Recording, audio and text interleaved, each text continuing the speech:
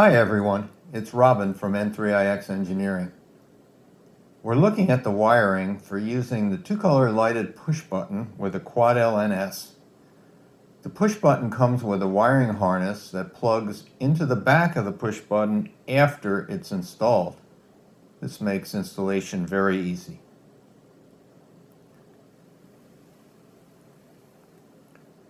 Connect the wiring harness to the Mini DIY Fascia Controller board at your workbench. You can use the screw terminal or solder pad versions. Drill one hole and mount the push button in your control panel. Plug the harness into the back of the push button.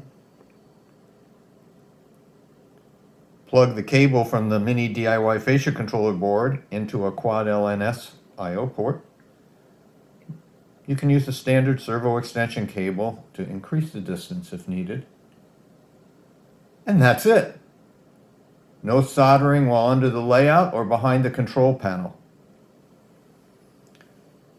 Check out the lighted push button and the rest of the Quad LNS product family at quadln.n3ix.com.